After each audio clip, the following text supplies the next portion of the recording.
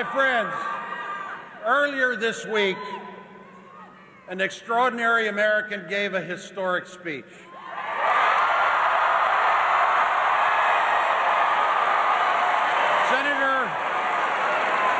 Senator Barack Obama addressed the issue of race with the eloquence and sincerity and optimism that we have come to expect of him.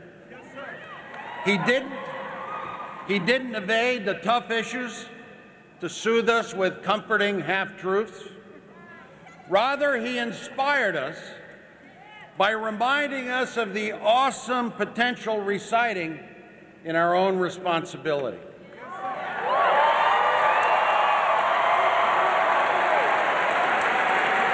Senator Obama could have given a safer speech. He is, after all, well ahead in the delegates' count for our party nomination.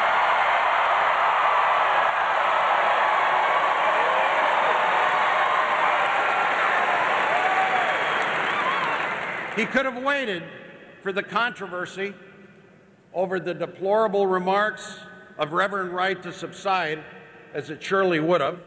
Instead, Senator Obama showed us once again what kind of leader he is. He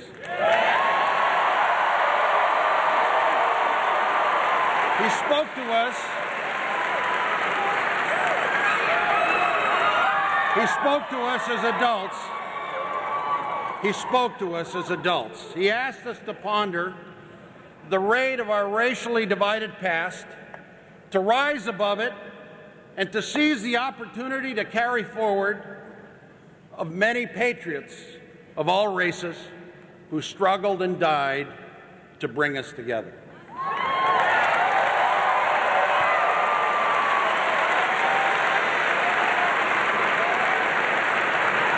Senator Obama reminded us that cynicism is not realism and that hope is not folly. He called upon us not just to dream about a less racially divided America, but also to do the hard work needed to build such an America. He asked every American to see the reality and the pain of other Americans, so that together we can rise above that which has divided us. He appealed to the best in us.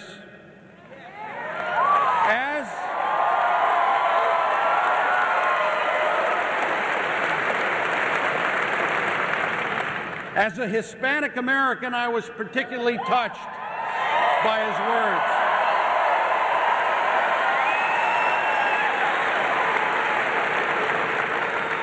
Este es un hombre que nos entiende y nos va a respetar.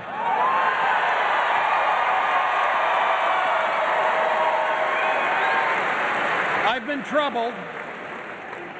been troubled by the demonization of immigrants, specifically Hispanics, by too many in this country.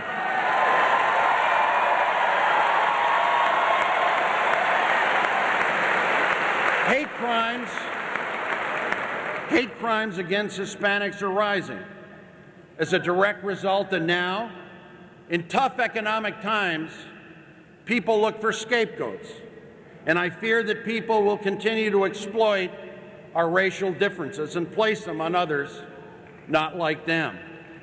We all know the real culprit, the disastrous economic policies of the Bush administration.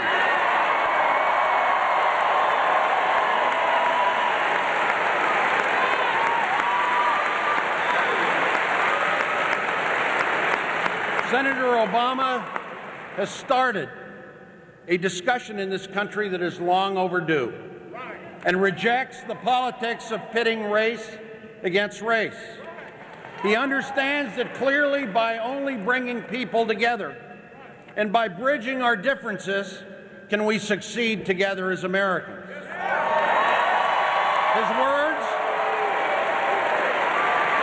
His words are one of a courageous, thoughtful leader who understands that a house divided against itself cannot stand.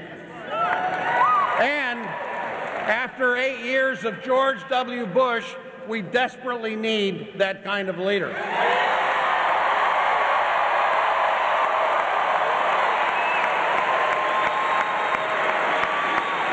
Our national security and our global standing have been gravely damaged by the divided partnership of recent years. We need a president who can bring us together as a nation so that we can face global challenges and repair the damage done in the last 8 years. I am convinced that Barack Obama will make the historic and vital investments into clean and renewable energy to help create jobs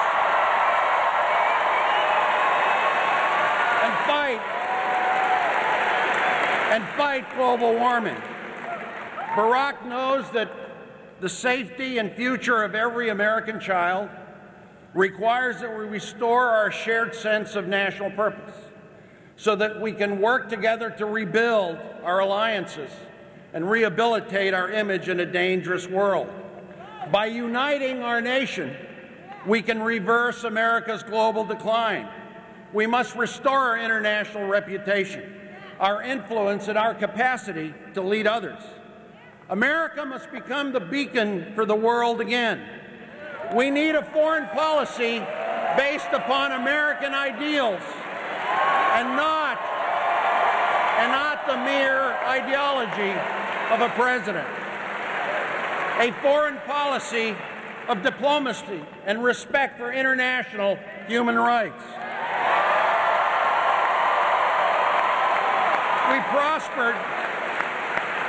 We prospered and prevailed in the Cold War because both our enemies and friends knew that containment of the Soviet Union and the promotion of democratic values was not a Democratic or a Republican policy.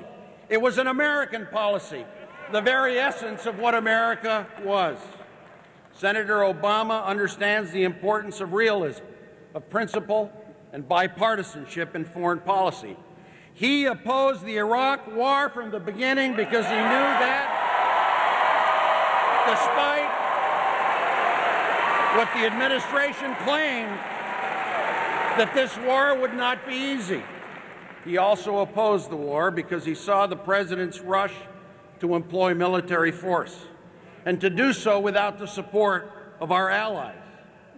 And he saw the war also what it also became, a terrible source of partisan political division and a catastrophic distraction from the war that had united us against the real threat posed by al-Qaeda. Now, I trust him to do what is long overdue: end the Iraq War and bring our troops home.